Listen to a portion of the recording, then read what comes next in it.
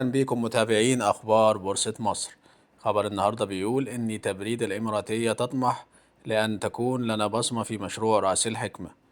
قال عادل الواحدي الرئيس المالي التنفيذي للشركة الوطنية للتبريد المركزي وهو ما تعرف باسم تبريد أن لدى الشركة تركيزا خاصا على السوق السعودية مع الشركاء هناك، بما في ذلك صندوق الاستثمارات العامة السعودي. وتوقع الواحدي في مقابلة مع قناة الشرق على هامش القمة السنوية لأسواق رأس المال في دبي أن تشهد حاجة التبريد في السعودية ارتفاعا بنحو 5 ملايين طن حتى 2030، مضيفا أن شركته تستهدف تأمين 50% من هذه الاحتياجات. وعن الاستثمار في مشروع رأس الحكمة في مصر قال: نحن موجودون في المشروع ونستكشف الفرص القائمة، كما أننا نطمح لأن يكون لنا بصمة في مشروع كبير كهذا بحكم أنه استثمار إماراتي. ويذكر أنه قال لي الشرق في يوليو الماضي أن شركته تتأنى حيال الاستثمارات الجديدة بالسوق المصري لحين وضوح الرؤية اتجاه الجنيه المصري.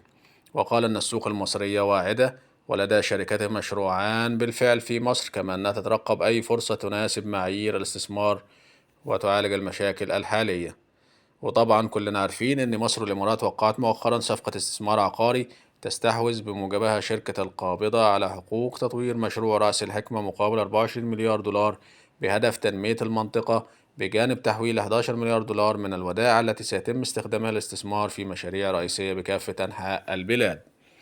وأضاف الواحدي: شاهدنا بداية ناجحة في السوق الهندية عبر شراكتنا مع شركة تاتا، ونستكشف حاليا فرص الاستثمار في مناطق أخرى في آسيا منها تايلاند وإندونيسيا وفيتنام. كانت الشركة قد وقعت في مايو الماضي اتفاقية امتياز طويلة الأجل ستقوم بمقتضاها بضخ 53 مليون درهم لشراء أصول وضخ استثمارات في مشروع بالهند. ويشار أن أرباح تلك الشركة الإماراتية المدرجة في سوق دبي المالي تراجعت بنهاية عام 2023 بنسبة 28% على أساس سنوي. يعني شركة تبريد الإماراتية، الخبر بيقول إنها بتطمح في عمل شراكة في مشروع رأس الحكمة، وإنها هي مشاركة في دول تانية، وإنها هي بتوفر الحاجات الخاصة بالتكييف والتبريد في السعودية بنسبة 50%. وبكده يكون انتهى خبر النهاردة. السلام عليكم ورحمة الله وبركاته.